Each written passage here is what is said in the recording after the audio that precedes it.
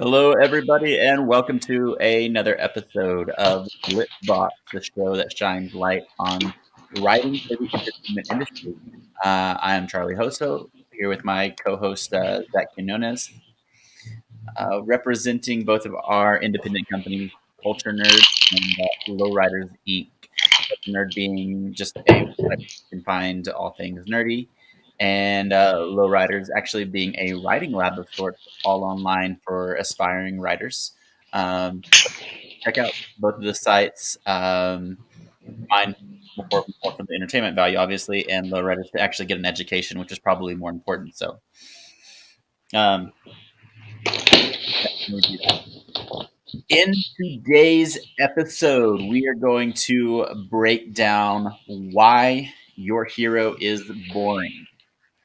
The literal words from my co-host whenever I asked him what we should talk about today. Um, your hero is boring is literally I think what you said. So I was like, man, Yes.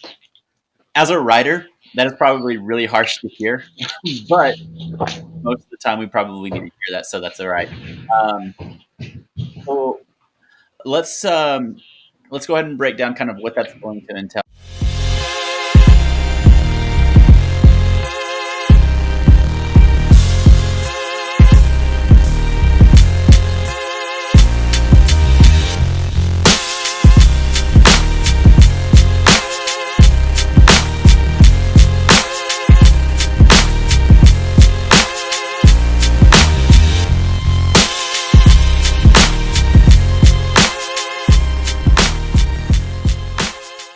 Cool.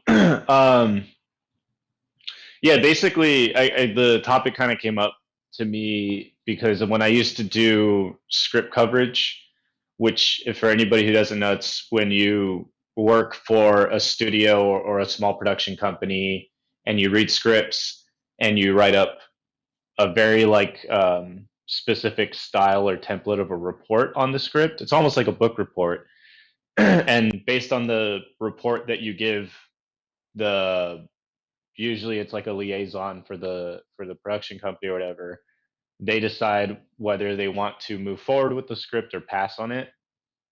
And when so I used to read a lot of scripts that had obviously like a hero or a villain of some sort, not necessarily in like a superhero sense, but there was good versus evil type thing. And a lot of times, uh, I mean, really, that was like a big issue with a lot of scripts is how like really boring the hero was, and a pitfall that a lot of writers, I want to say, I would even say almost every single writer at some point where their villain is a lot more interesting than their hero. Um, a big problem why, from what I've gained, I guess, from reading a lot of scripts and from just some making that mistake myself, is people tend to be a lot more take a lot more risks with a villain. There's a little bit more free range because a villain can essentially kind of do everything, even kind of go against their own nature. Like you can have a villain that what they call like a sympathetic villain, where they do something nice that kind of makes you think like, oh, there's a chance this person can be good or has some sort of like virtue in them. While a lot of people get kind of stuck in this ideology of the hero, that the hero is very restricted to a certain criteria. So oftentimes in a lot of stories, what people make the mistake of is their hero being very generic or very one beat or just very predictable because they don't take as many risks as they could. Um, and if you want to kind of go more into like the comic book superhero thing, that's what kind of, in a way, they're trying to do a little bit with Batman. Mhm. Uh, Christopher Nolan kept a very strict Batman, and in many cases, even those movies, what really kind of made them was sort of the villain aspect of it, and also the general just presentation of it. He did a really good job directing. Um, but now with the Zack Snyder Batman that came out, with like Batman versus Superman and Justice League, he was a little bit more edged out and capable of a lot more like less than virtuous kind of actions.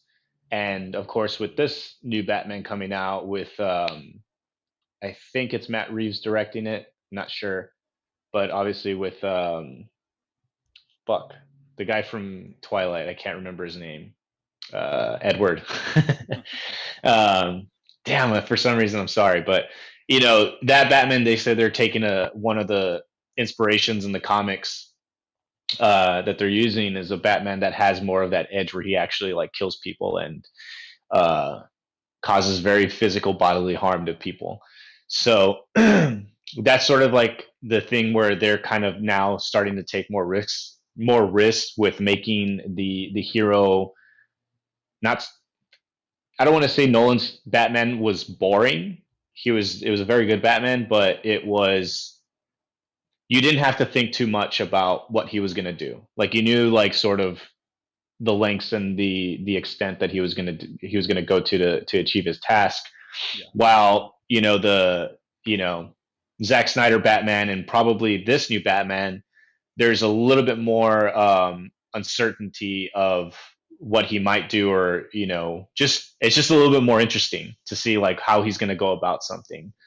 And I think those are really good examples of looking at how just in general writing heroes into your story, um, you can often feel very very restricted and very not wanting to take risks as you would the villain.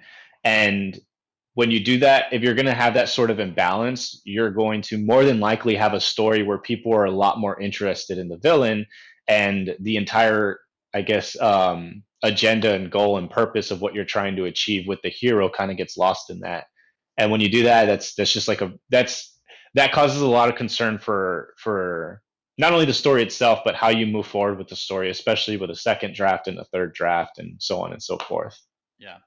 And I can see that for sure. I guess so. Like, part of what I think is in terms of writing your hero is, yes, you want a good villain for them to come across, but when you're creating that villain, the villain has to almost be not a mirror image of your hero, Hmm.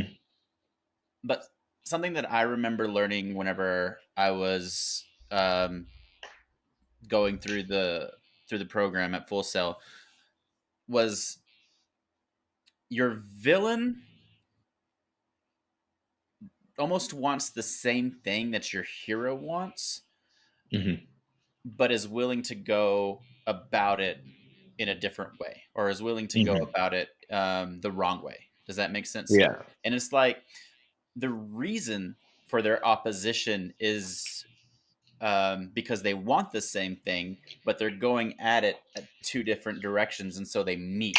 And when they meet, one of them has to say, "You're wrong," and that's where the conflict begins. That's where their battle begins, essentially, Hmm. right? Yeah. And so when you create that villain that is the opposite of your hero, a lot of times we do put a lot of work into the villain to create them as interesting and um, at least to the point where we as the audience can empathize with them. Hmm. Like, yeah, I can see your point, but damn, that's a little extreme for me. And we want to be pushed to that edge, right? And we could do a whole another episode on creating a good villain. So getting back to the hero part of that, um, it's important that your hero sees that opposition and reacts to it. You make a Hmm. really good point with Batman in the original, or I say the original, it's not the original, Christopher Yeah. Nolan's Batman. In that, he creates these great dynamics between Batman and the antagonists, the Joker, Bane, Ra's Scarecrow. yeah, Yeah, Scarecrow, Ra's al Ghul too. Yeah. exactly. And what ends up happening is that the reason that it's so good, or the reason that those those interactions are so good is because the villain is that good. Does that make sense? Hmm. It wasn't necessarily that Batman was being, I guess, he's still an active hero for sure. Like he's still chasing something, and but he's definitely being more reactive to what's happening in front of him. Hmm. And I feel like those movies were really good based on the fact that the villain was so well fleshed out, I guess Hmm. you could say. And I really think that, especially now with even the Marvel culture coming in full swing, it's harder because now we have Iron Man 5, I think, coming out Hmm. pretty much, or Iron Man 4. What? Well, of course. Okay. So I'm not going to, spoiler alert, there is no Iron Man 5 or 4. Okay. Um, but you still have like the Thor sequels, you still have the Doctor Strange sequels, you have all of these hero sequels. And it's true. The only reason that they are really probably interesting, and the only reason that you can continue to have sequels, is because we're getting the villain's origin story in that movie. Does that make sense? Like, Yeah. you know, Hmm. it's, yeah, sure, it's a Thor movie, but what really makes it a Thor movie is the fact that there's a new villain for him to fight. Hmm. So I don't know, that is a problem for me in the Marvel culture. Is Thor's always going to be Thor. He's going to be eye Hmm. candy, and he's going to have an awesome hammer and really cool one-liners. I don't envy him at all. Like, it's not. I don't have a man crush or anything like that. But no, but I mean, he's he is almost one-dimensional. Like you have a hard time expecting more from him. Hmm. In game, or not even in game, in Infinity War. Ragnarok. Yeah, no, well, in Infinity War, we saw him probably at his lowest point. He lost Hmm. Loki, he lost Himdall, he had just come back from Ragnarok where he'd lost his entire planet pretty much. And so that was actually a really good story because we saw him at his lowest point. But everything else before that was just kind of you know. Hmm. So I can definitely see that. But let's talk about characters that are not Marvel, right? So how Hmm. can we make a character that is not a superhero but still considered a hero in our story? How do we keep them interesting? I have two characters, all from one actor, and it's Nicolas Cage, um, and it's The Rock and Gone in 60 Seconds. Okay. And Gone in 60 Seconds in particular because it's probably closer to sort of the hero's journey than most people will give it credit for, because it's something that he doesn't have to do. If people aren't familiar with Gone in 60 Seconds, he steals a bunch of cars for an hour and a half, maybe 2 hours. Um, and he flirts with Angelina Jolie. She looks a stick shift at one point, and but essentially the plot is he was a car thief. I don't think he's a thief anymore, but he runs like a garage shop or something like that. Mhm. And his brother gets in trouble, and his brother owes a lot of money, and he's either kidnapped, or obviously spoilers, whatever. He's either kidnapped or they're gonna kill him, or a combination of the two. They're gonna kill him for sure, but I don't know if he's already kidnapped or they're trying to kidnap him. Yeah. And in order to pay the debt, Nicolas Cage decides, I'm going to steal 10 cars in a single night, sell them to basically give these like really fucking expensive cars to this, crime lord that his brother owes money to.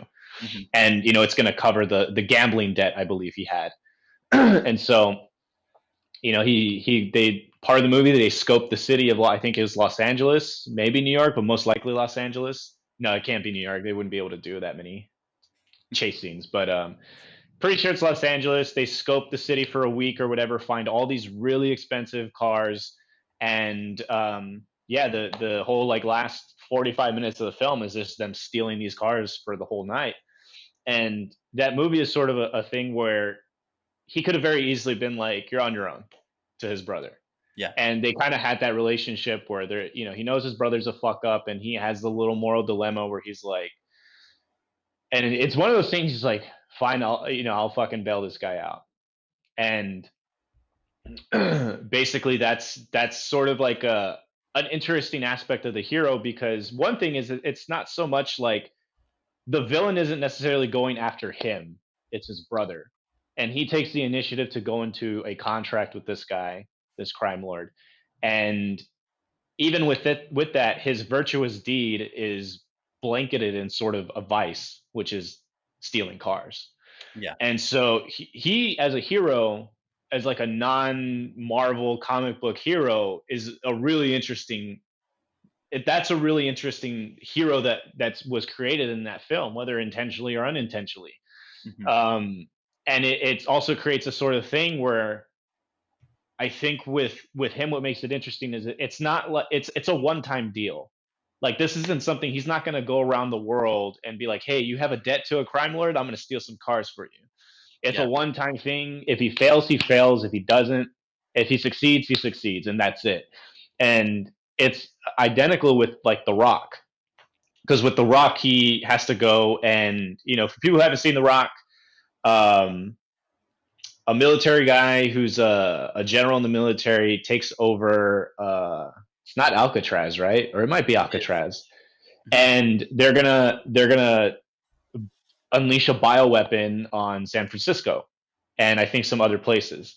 And there's a reason for it. It's not just this very like, oh, I'm an evil person. It's a general in the military. There's a very strategic reason for it. And basically, Nicolas Cage isn't really a hero as much as he's just a guy he has a job to do, and he's going to do his job, which is to stop this guy from Ed Helms from accomplishing this plan. And he makes an interesting hero because it's I can't recall the movie too clearly. Does he have family in San Francisco also? Did they add that little like I think so. yeah?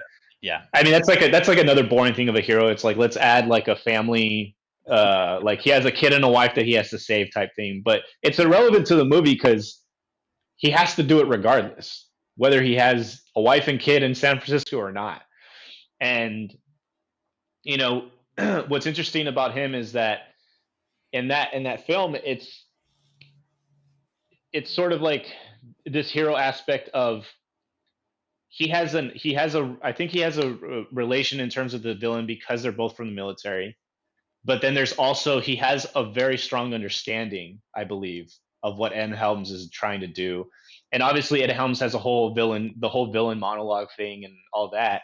But it's one of those things where he's like almost like telling the villain like you're right, but this is wrong. Kind of how you were saying it, like that meeting of yeah, you're right of what you're trying to do and trying to accomplish, but you're going about it the wrong way. And because of that, you're wrong and I have to stop you. And so that's like another really good example of just creating a very grounded, interesting hero that is more than just like I'm doing this for the good of humanity and I'm saving the world. It's more like he kind of really gets to the root of the issue and why he has to stop it, regardless of whether it's like if he's the hero or not. It's just like this needs to be done. And those two versions of that Nicolas Cage hero is a very good example of how you can create a character where through the course of the narrative you're not it's not like a Superman or a Batman thing where it's kind of like you just kind of know where it's going to go.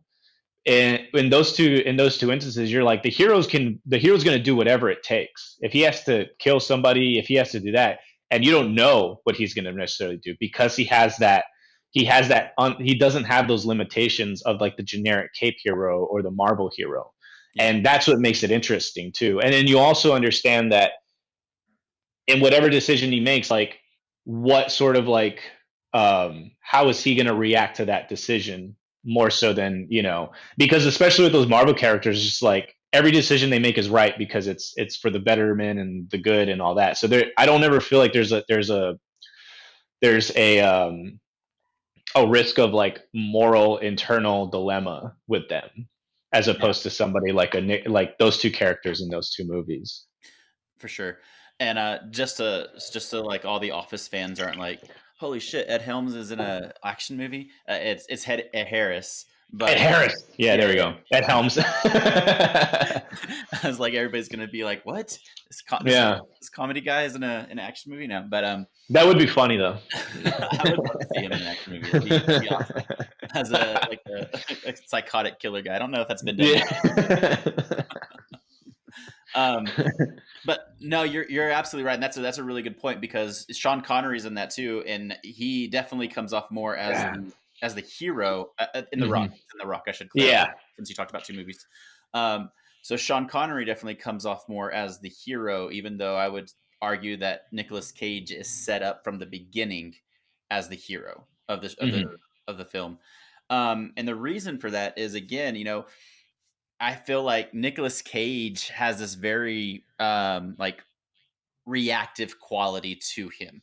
So it's like he doesn't really want to be there like at all. Like you know what I mean? He gets that feeling where he's like, I don't want to do this. But Sean Connery like drags him along the whole way up to the point where he finally has to act. Like he finally has to start, getting involved in the action. But it's not Hmm. because it was his choice. It was because if he didn't, he was going to die. Right? And I mean, Hmm. is that really a choice, like death or or fighting your way out of something? I don't feel like it is. I feel like that's kind of like a cheat, you know what I mean? Hmm. I mean, sure, we can always raise the stakes as writers and say that death is one of the biggest risks of all and one of the biggest motivators.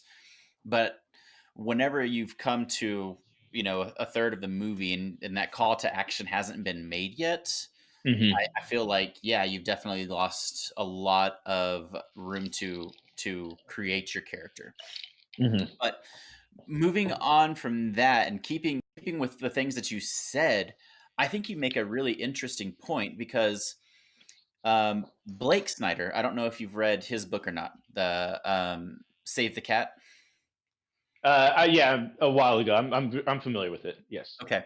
So he argues that one of the first things that you need to do whenever you create your character is give the audience something to um something to connect them with, right? So the whole thing is, you see a cat in a tree, you go up and your hero pulls a cat out of a tree and oh, there's this good guy, I can connect with him like I would do Yeah. that too. Or you see a homeless person and he gives them money, and so you almost create this sense of like um altruism in your hero at first.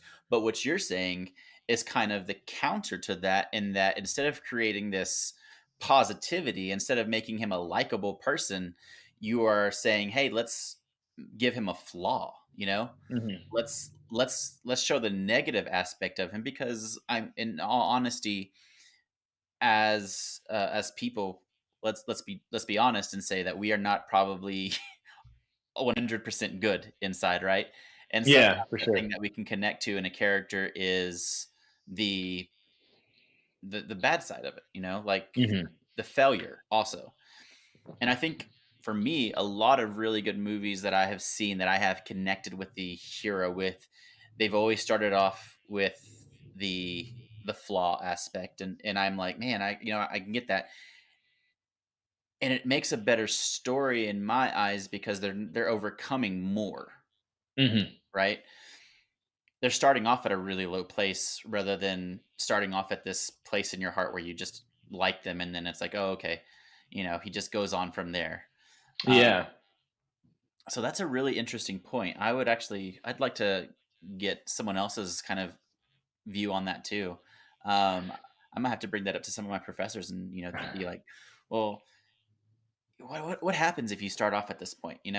So Yeah. because It's like good. it's well, just to like cut you off real quick, because I feel like when you talk about like the save the cat thing where you give somebody like an automatic um when the you get the audience on their side through that, Hmm. I feel like when you're writing you don't feel compelled to have to win the audience over. And so when you start off with something that's more flawed and a lot more, where you're going to have like some of the audience question, at the very least, question this person as this character's hero and virtue and all that, you have to work harder to win that audience through the story. And as a result, you have to make your character, for lack of a better term, interesting. Not interesting for the sake of interesting, but just you have to, you know, you have to problem solve their nature so that you can win the audience over, which I think in turn translates into a better written hero. Yeah, yeah, I can definitely see that. That makes sense to me. I mean, that's something that I haven't put thought in because I've in my writing program they relied heavily on like the Blake Snyder aspect in creating a character that's likable and creating a character that at least from the start that you can and that's the best way to get your audience to start interacting with the character is by making them do something good or making them relatable. But yeah, negative aspects are equally relatable. I think Mm-hmm. that makes a really, really good point, and you have to have strong writing from that point on. So it would be a challenge for sure. you know, Yeah. maybe if you're just starting out, go the Blake Snyder route. Try that for Yeah. you know. Yeah. Don't write a hero that's bleak from the start. But I like that idea that your character should have flaws. Your hero should have flaws. Because if the villain is representative of them and how far down that flawed path a character can go, that Mm-hmm. that's the turning point of when the hero becomes a villain, and that's where you get your villain from. And so you like we talked about in the I think it was 2 episodes back now, where the story is there's a story that you see, and then there's a story that is internal as well, and that internal story is represented by your villain in terms that inside of your hero this struggle is also going on. Like I could go the easy way, I could just go Mm-hmm. in and start kicking people's ass and killing people and getting my way and asserting dominance and whatnot, right, as a superhero I'm referring to. um, Yeah. but they don't do that, right, Mm-hmm. because there's that internal struggle that's telling them, well, I have a moral compass and that's keeping me in check. um, so I think that's an interesting point for sure. Um, on the same side of that, I want to touch on how you can go too far with that also.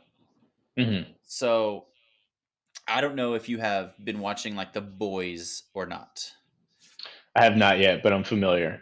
Okay, so there's a couple of shows that I have come across and watched where I have had trouble as an audience member um, connecting with a character, with any of the Mm-hmm. characters.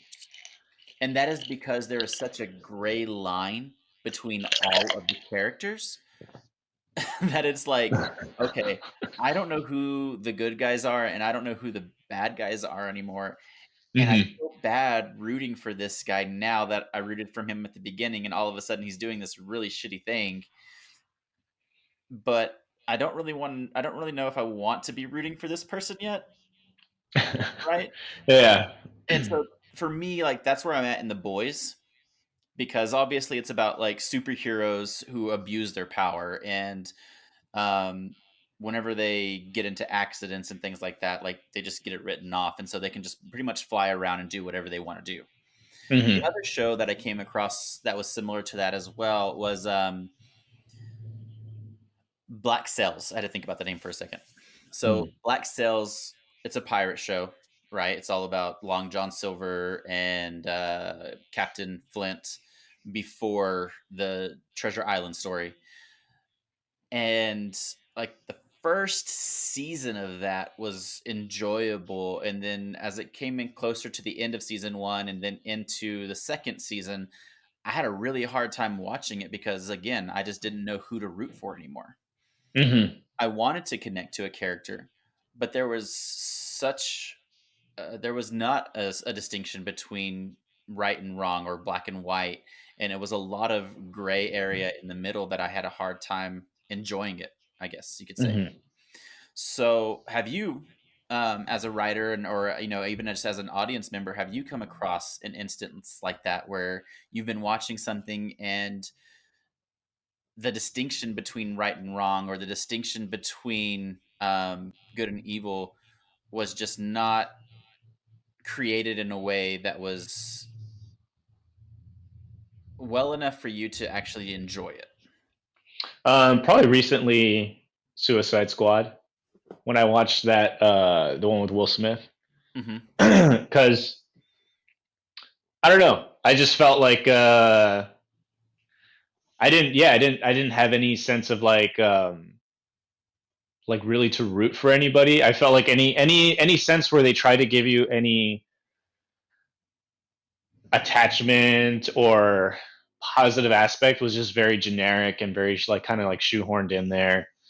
Um, as far as a TV show, when you were talking, one thing that came to mind, and it was because not so much that happened, what you were talking about, where it was too much of a gray area, Hmm. but how it could have easily been that and how they avoided it, which was Breaking Bad. Because with Breaking Bad, obviously, Gillian said that he wanted to. The whole premise of the show when he pitched it was we're turning Mr. Chips, which is like a sitcom from I think the '80s or whatever, super happy-go-lucky guy, and he would pitch it as Mr. Chips turns into Scarface, and that was the arc of the story, and pretty much season two, maybe season three for sure. Um, Walter White's a full-on villain, Yeah. and he's competing with full-on villains, and he's harming his family, and he's doing these things, and his wife, for whatever reason, people, audience members couldn't understand why the wife was going crazy and hated her for going crazy. And I've never understood that. Everybody's like, I hate the wife. She's so, I'm just like, you realize she's with like a sociopathic drug kingpin right now. So Oh my god.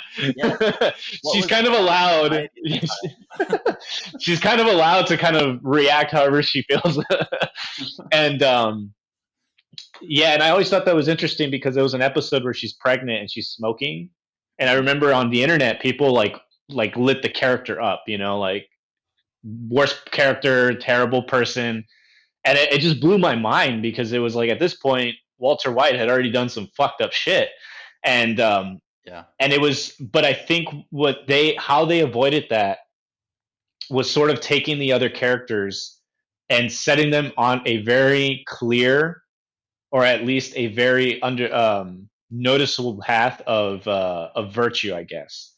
So like Jesse, even though he was starting out as this very like punk kid, drug dealer or whatever, by about that time when Walter White's character was full on hard to root for, if you really look at it from a moral standpoint, and he's messing with, or combating his, his antagonist is also equally morally bankrupt. Jesse starts going on this path where it's like, oh shit, he's going towards that, like being a better person, and like eventually you can kind of see that he's on a journey to where he could be the Mr. Chips in a way. Um, then you had Hank, who is his brother-in-law, really comes up as the hero because Mhm. now it's like he's coming up to do his job as a cop and to basically fight the evil, which is I you know Right. yeah, Walter White, Yeah. unbeknownst to him until the end of season four. Right. And so it was one of those things like, because early on, a lot of people were kind of like annoyed by the character Hank because of just how he was. He was like that ball busting kind of cop, and people kind of some people found him funny, some people found him annoying. But if he just kind of remained that, and Jesse remained just the punk drug dealer, that show would have been just kind of like The Boys, where you're just like, who do I root for? Who do I want to have a victory at the end of this? And even with like Hank, like that's where the kind of dilemma was, because when Hank became the real hero, and Eisenberg and Walter White believed he was the hero because he basically lied to himself at a certain point that he was still doing this for his family when it was no longer that anymore. Hmm. You had a clear distinction of who to root for. And even if you really liked Walter White, you knew that Hank had to succeed in order to save Walter from himself. and to really save the family and all of that. And then of course you had Jesse where he's on this path and you're like you've grown with him as a character as in, and you're just like I want him to live and survive this and I want him to get out of this. And when you were talking about that whole thing, it just kind of reminded me of that. And I could kind of, when you were saying like season two of Boys, like you're just like, this person's doing that, this person's doing that, and it's just it leaves too much gray area. I distinctly thought of like moments in Breaking Bad where they could have easily just not had certain moments, and I would have been left with that same dilemma. And Yeah. it's just sort of like how easy it is to get lost in sort of what you were talking about, sort of the gray area of your characters and all that, and also how easy it is if you just take a moment to just shift the trajectory of a character's journey just a little bit, how you can avoid those mistakes of really losing your hero in the whole thing. And that's an interesting phenomenon to me too. Is like you said, those people were annoyed by the good characters, by the characters that were morally sound, that had a good moral compass, Mm-hmm. because we, as the audience members, we were rooting for Walter White, and that is such a Mm-hmm. back word thing. Like to me, like that is just and for me, I mean, we could. I feel like we should actually do a whole episode on why Breaking Bad worked, because in Yeah. all as a story, right, being told, it should not have worked. When you think about it, there are so many things that just should not have been okay in a script, even in the terms of like Walter White. One of the things that made him likable, right? One of the things that at least made us kind of root for him was that there was always somebody worse above him. Mm-hmm. But Yeah. goddamn, in order to beat those people, he had to do some even more terrible they were doing. Like you know what I mean? It Yeah. wasn't that he beat them with like with more with a moral compass. It wasn't like he was a hero in the aspect. No, he was going full on villain and Mm-hmm. to get his way, and we were still rooting for him. That's an interesting that like I really do. I think we should do an entire episode on that alone. Mm-hmm. But that brings like a really good point. Uh, I was watching another show. I've been rewatching Vikings because the last season came out, and so I do this thing where when the last season is coming out, I go back and rewatch the entire thing, so that I can watch the last season and be like, oh. So, so I started watching the last season, and there's a character in there that the first time I watched it, I was like, gosh, she's a whiny woman. she's You know what I mean? Like Yeah. my wife was just like, like, why did they put her in there? Like, but I'm watching it for the second time. And now that I'm watching it for the second time, they put her, like, the characters in there put her through some shit. I realize Mm-hmm. that now. Like, it wasn't like, I feel bad for her this time around watching it. Mm-hmm. Whereas the first time I was like, oh man, I hope she gets it. Oh man, I hope she gets it. Like, I just didn't get it. And now I look back and I'm like, I was a terrible person the first time I watched. So that's interesting to me for sure. It's. I think that should go into like the Breaking Bad episode is how do we get lost in bad characters? Because there's so many examples of that. There's the Breaking Bad Sons of Anarchy. Like, why was Sons of Mm. Anarchy so good? You know what I mean? Why was it such a Yeah. successful show? Because that was all about crime, right? Mm-hmm. Uh, so yeah, we should definitely touch on that at some point in time and just kind of break down why that works. Why do we get Mm-hmm. so compelled by those kinds of characters?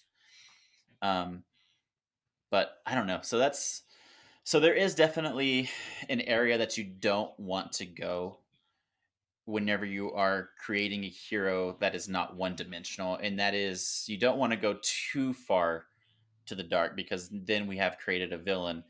And Mm-hmm. if your story is not an origin story about a villain, for instance, like Joker, right? Mm-hmm. If it's not that kind of story and you're not trying to tell that kind of story, be careful about how much you give to your character in terms of flaws, because you're going to end up with a villain's origin story of it.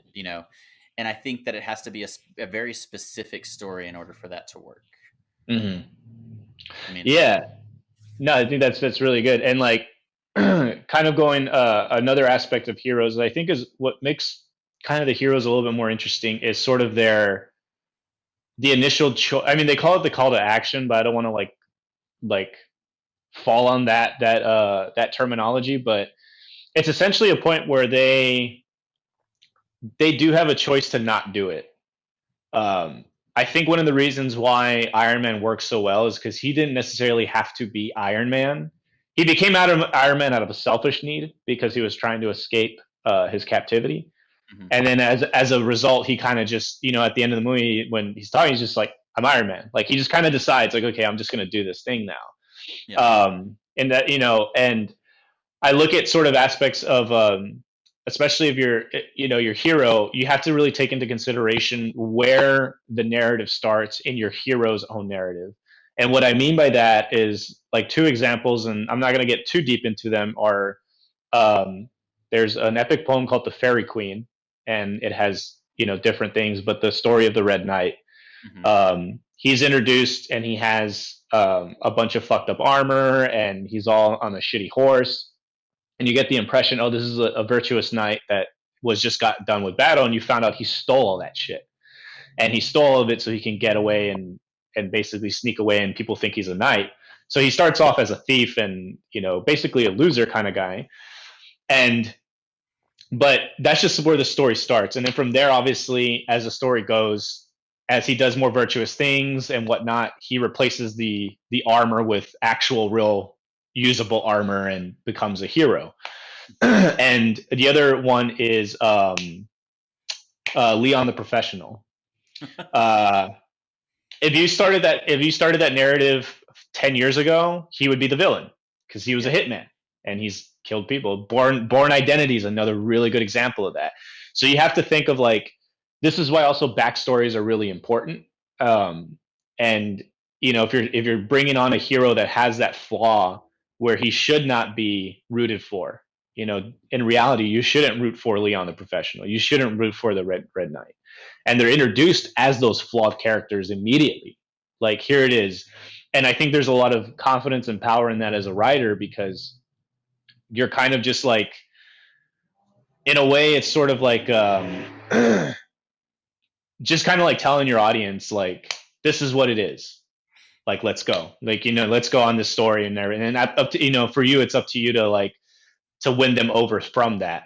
But those are like two really good examples to always look at in terms of heroes is where the narrative really starts for your hero in their own personal narrative, and how do you carry that into the narrative, the grander narrative that you're telling, to make them interesting, to make them compelling, and to make them have to earn the respect of the audience and have to earn the respect of the reader, and also the respect of the world that they're in. Hmm. Um, so those are two really good examples that I think a lot of people should look into. Leon the Professional is easy because it's a movie. Fairy Queen, it's one of those epic poems from like however long ago, so it's a little reading it's kind of like a chore, but you can read about it or something. It shouldn't be though. Come on, guys. Yeah. Get literate. Let's especially our audience. They should be writers, so they should be. That's where we draw our inspiration from, right? And there's Mhm. nothing's new. Everything is borrowed. Yeah. So it's all been done before. And if you can go back to the original roots of things and pull out new ideas from that, man, there's nothing better than that, really. I Hmm. hate seeing rehashed versions of things that just came out, right? Yeah. So you see all these action movies or all these stories, and then like a year later, a story comes out that looks almost like an exact mirror of that same Hmm. movie. Just it may have one or two different plot details, but going back to the original, where that idea, you know, the idea came from this idea, from this idea, from this idea, from this idea that originally came from, boom, the Fairy Queen, Hmm. right? Yeah. And if you can go back to that and draw new inspiration from that, that is, man, there's nothing better than that feeling, honestly. Hmm. I would love to say that, yes, like, oh man, this is an original idea. Oh yeah, this is awesome. But no, I've never done that. Yeah. Never done that. Like, Yeah. and if you feel like you have, great. But I honestly think that you're just kidding yourself.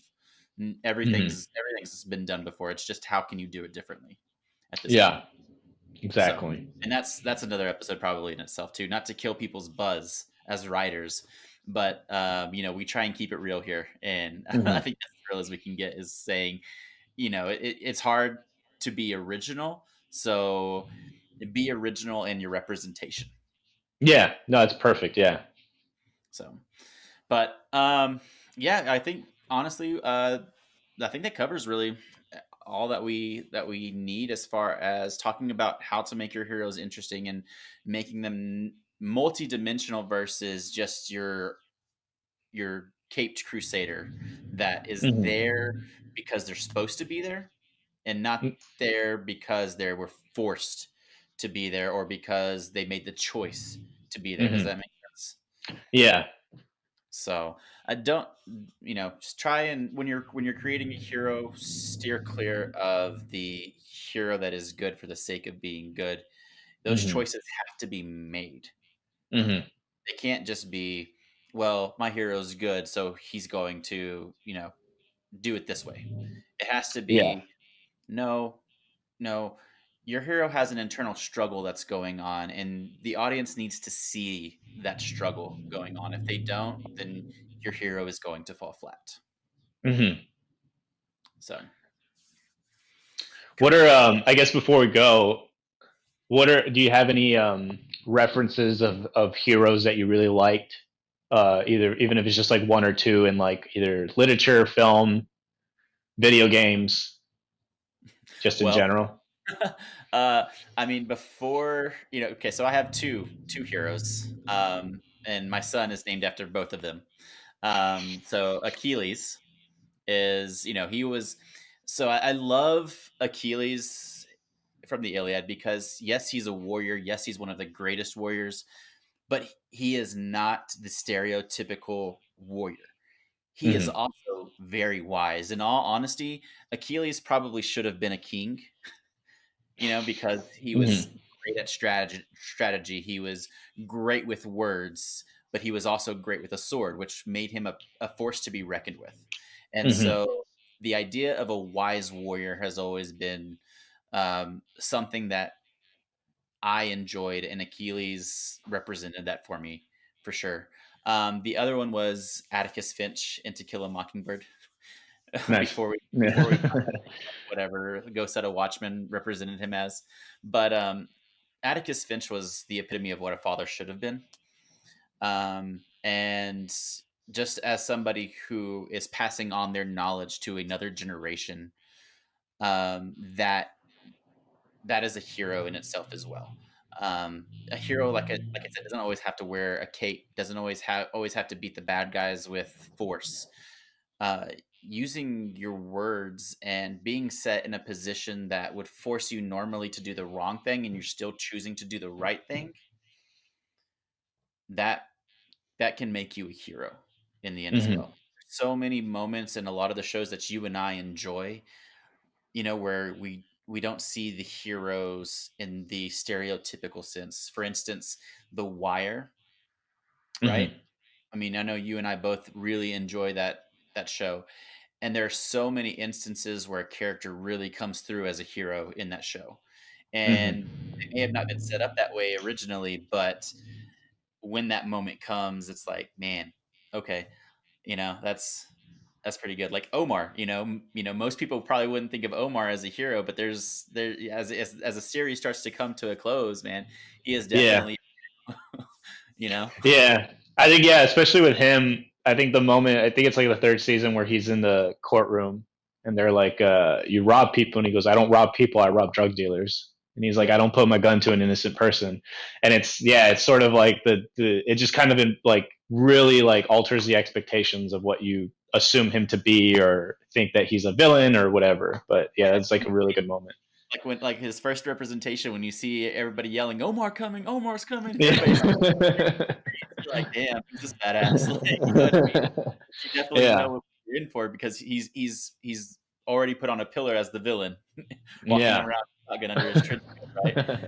And then that moment comes, and you're like, "Damn, I had this guy pegged wrong, like the whole time, or at Yeah. least now I understand." And so Hmm. you're here. your hero doesn't have to be a cape wearing crusader. They can be somebody who does things but has a reason for doing them that is morally